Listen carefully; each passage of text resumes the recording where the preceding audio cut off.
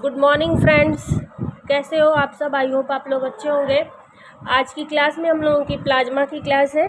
इससे पहले हम लोग देखे थे कि ब्लड को कितने पार्ट्स में डिवाइड करते हैं, ब्लड में कौन कौन से कंपाउंड होते हैं। ओके, आज देखते हैं कि ब्लड को दो पार्ट्स में जो डिवाइड करे थे, एक जो था वो सेल वाला पार्ट था और दूसरा जो लिक्विडिटी पार्ट था, उसी पार्ट्स को देखना है जो कि प्लाज्मा जो होता है उसको लिक्विड पार्ट्स बोलते हैं ब्लड का। इसकी जो लिक्विडिटी होती है वो 55% होती है। देखते हैं कि प्लाज्मा में कौन कौन से कंपाउंड्स पाए जाते हैं, कौन कौन से घटक होते हैं जिनके कारण प्लाज्मा बनता है। तो वाटर जो होता है वो 90 से 92% तक वाटर होता है। बाकी इसमें मिनरल्स पाए जाते हैं और उस मिनरल्स में क्या क्या होते हैं, कैल्शियम होता है, क्लोरीन होता है, मैग्नीशियम होता है, 1% ये सारे होते हैं। जो मिनरल्स हैं वो सारे 1% होते हैं। उसमें आयरन और ग्लूकोज भी अवेलेबल होता है।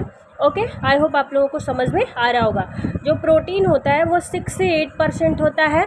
तो 90% जो है वो वाटर, 1% मिनरल्स, 6 से 8% जो है वो प्रोटीन होता है।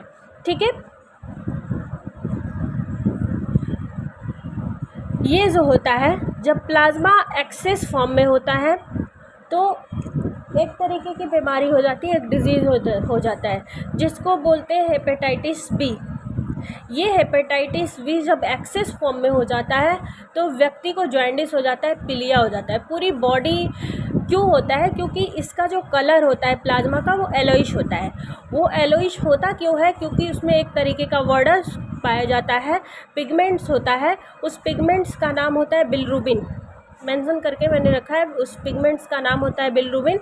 और इस बिलिरुबिन जब एक्सेस फॉर्म में होने लगता है तो प्लाज्मा एक्सेस फॉर्म में इसका जो निर्माण होता है बिलिरुबिन का, वो बिलिरुबिन लीवर में होता है और ये एक तरीके का पिगमेंट्स होता है। ये जब एक्सेस फॉर्म में एक्स्ट्रा बनने लगता है हमारी बॉडी में तो हेपेटाइटिस बी हो जाता है। हेपेटाइटिस बी का बहुत ज़्यादा हो जाना या ये बीमारी जब बहुत ज़्यादा हो जाती है तो उसी को बोलते हैं जॉन्डिस, पीलिया। इससे व्यक्ति की जो पूरी बॉडी होती है वो येलोइश पड़ जाती है और ऑन द स्पॉट व्यक्ति की मृत्यु भी हो सकती है। अब देखते हैं कि इसमें कौन कौन से प्रोटीन्स पाए जाते हैं। ये क्वेश्चन बनता है, बिलिरुबिन से भी क्वेश्चन बनता है। बिलिरुबिन कहाँ पे बनता है? लीवर में। ये सारे क्वेश्चन पुटअप होते हैं। ठीक है, अब देखते हैं कि इसमें जो प्रोटीन होता है वो proteins thrombin, prothrombin, fibrin, fibrinogen, albumin और ग्लोबिन, ये सारे प्रोटीन होते हैं। जिसमें से 4 ये जो ऊपर के प्रोटीन होते हैं वो प्रोटीन्स जो होते हैं ब्लड क्लॉटिंग में हेल्प करते हैं। ठीक है, ये 4 जो प्रोटीन है वो ब्लड क्लॉटिंग में हेल्प करते हैं, thrombin, prothrombin, fibrin, fibrinogen. Okay, I hope आप लोगों को समझ में आ रहा होगा।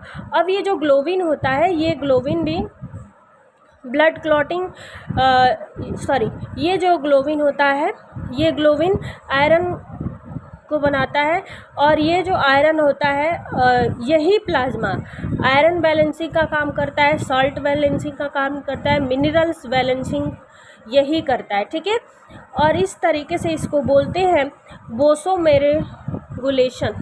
ठीक है, इस तरीके से ये है। अब इसका जो फंक्शन है वो क्या है, इन सभी प्रोटीन्स का या प्लाज्मा का, तो ब्लड क्लॉटिंग का, एंटीबॉडीज़ बनाने का, इम्यूनिटी सिस्टम को स्ट्रॉन्ग रखने का। ये 3 इम्पॉर्टेंस इसके फंक्शन हैं, blood clotting, immunity power strong करना और एंटीबॉडीज़ का निर्माण करना। अब देखते हैं कि ये जो प्लाज्मा है इसका कलर जो होता है वो येलोइश होता है और ये जो ब्लड प्लाज्मा होता है इसमें आरबीसी क्यों इसका कलर, एक रीज़न ये भी है कि आरबीसी एब्सेंट होता है इसमें। इसकी वजह से ब्लड में अगर आरबीसी एब्सेंट होगा तो उसी पार्ट्स को बोलेंगे प्लाज्मा। अब देखते हैं कि प्लाज्मा में प्रेजेंट क्या क्या होता है, डब्ल्यूबीसी और प्लेटलेट्स, ये दोनों प्रेजेंट होते हैं तो उससे प्लाज्मा बनता है।